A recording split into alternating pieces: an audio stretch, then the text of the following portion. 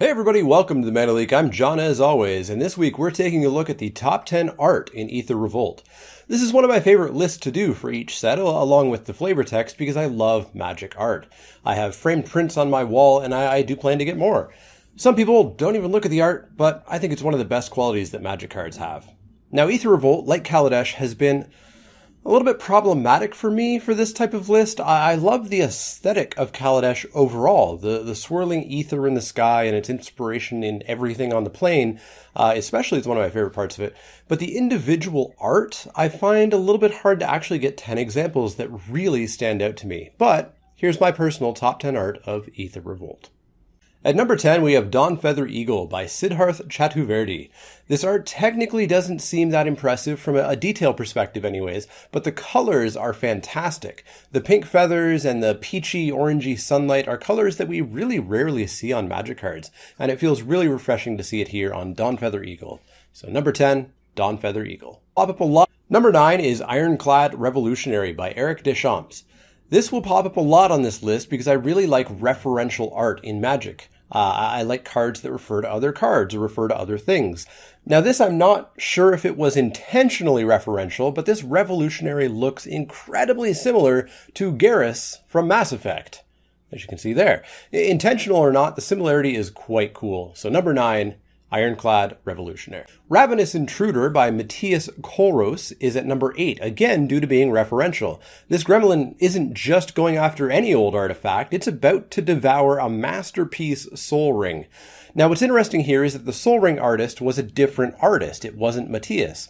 A pet peeve of mine is people assuming that there's a recurring character appearing on multiple cards because they look the same.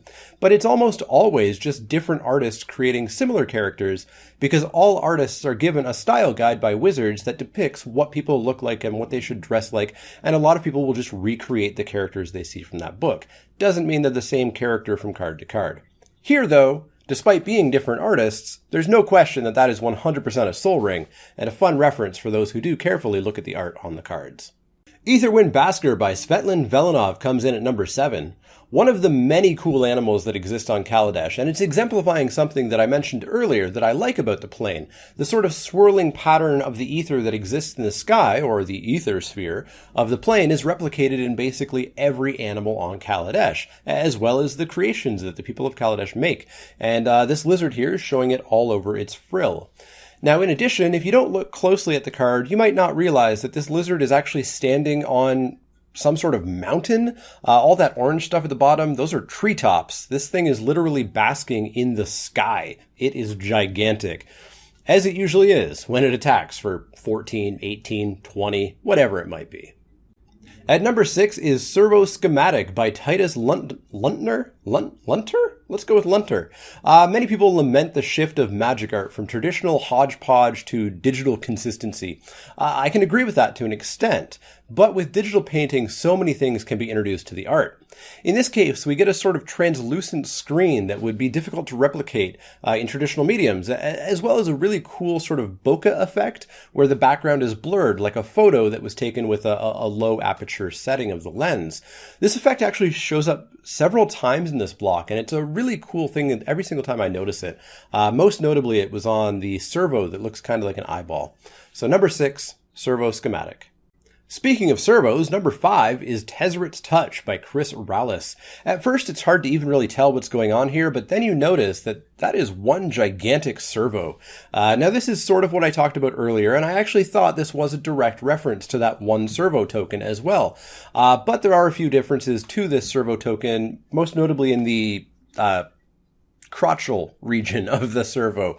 This is likely an example of two artists designing a servo, one gigantic and one tiny, based off the same concept art given to them in the Kaladesh style guide, rather than being this servo being turned into that gigantic servo. Still, even though it may not be a direct reference, I love seeing what a gigantic, deadly looking servo looks like. More references. Highspire Infusion by Anna Steinbauer is number 4. Now this is an example where we can be absolutely certain that a direct reference and potentially even character crossover is happening, as Anna is the artist of both this and Highspire Artisan. The contrast of the elf holding the tiny animal construct compared to the gigantic version of the construct holding the tiny elf is a really cool little story told across 2 cards. Renegade's Getaway by Ryan Yee comes in at number 3. I love that servo. It's adorable, it's ready to kick some absolute butt while its Aetherborn friend disappears into the smoke. Now the sad part, of course, is that the Aetherborn is getting indestructible, so that servo is probably just going to bite it, and bite it hard. But it's not going out without an adorable little fight.